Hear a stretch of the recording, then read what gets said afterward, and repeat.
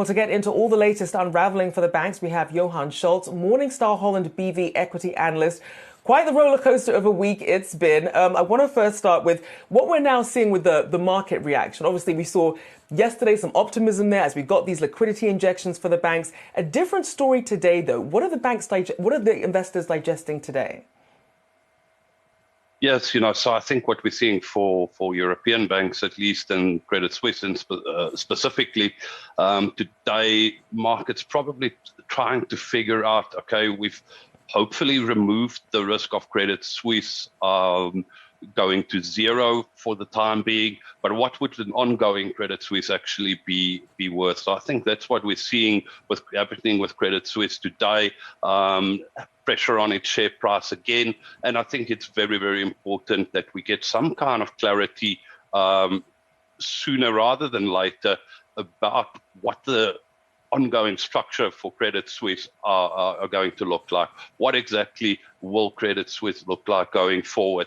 We actually do believe that Credit Suisse still needs some restructuring, and that restructuring should entail a ring fencing of the investment bank that has been at the core of a lot of Credit Suisse's problems, winding down that investment bank.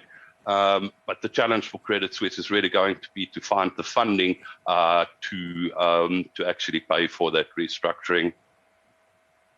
And to that point, you said in your note that the current restructuring plan does not go far enough. We've seen that Credit Suisse lost about a fifth of its value just this week. What is the best and worst case scenario for Credit Suisse at this point?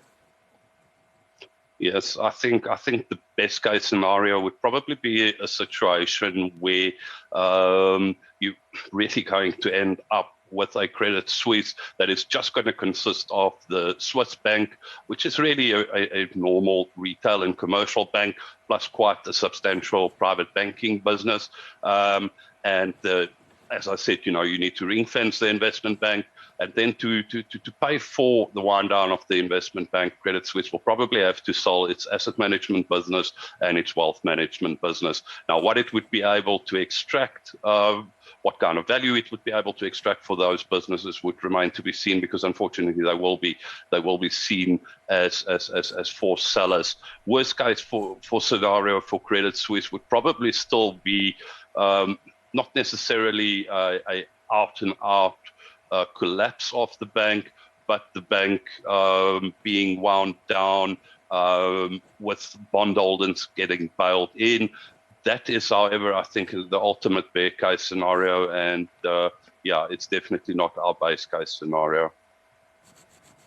And you mentioned some of the healthier parts of the business potentially getting listed or sold off. What are you looking at perhaps in terms of prospective buyers? Yeah, I think the name that obviously always crops up is UBS.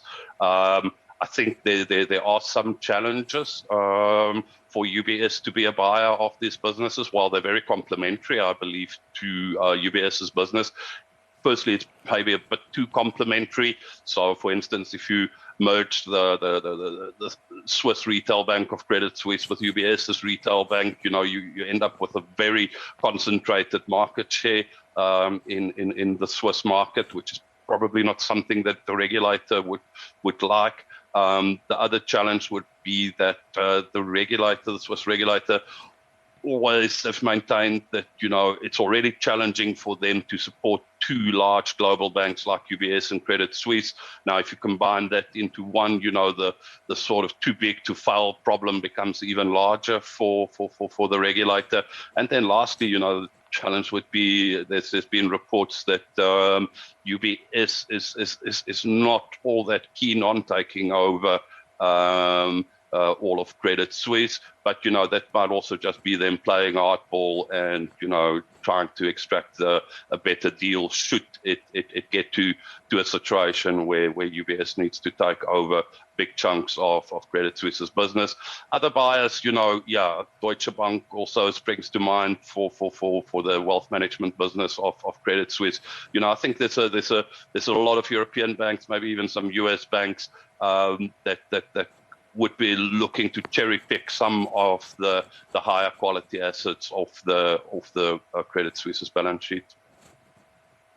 And Johann, obviously with the timing, you had the ECB that was debating whether or not to focus on financial stability versus tackling inflation. They went with the 50 basis point hike. Looking at the Fed, though, with its own separate issues here, trying to prioritize financial stability, what are your expectations for the Fed meeting? How heavily do you think they'll prioritize it at their next meeting? Yes, I have to, unfortunately, I have to pass on that question. I'm not an expert on US monetary policy at all. I was quite happy to see the ECB, however, actually maintaining their path in terms of interest rates. I think it actually supported the banking sector. European banks are geared towards, positively geared towards higher interest rates, and I think it would actually have sent a negative signal to the market if they paused with interest rates. It would really have admitted to markets that, we've actually got a crisis on our hands. We know that messaging very important, especially with so much uncertainty in the markets right now. Johann Scholtz, thank you so much for joining me this morning.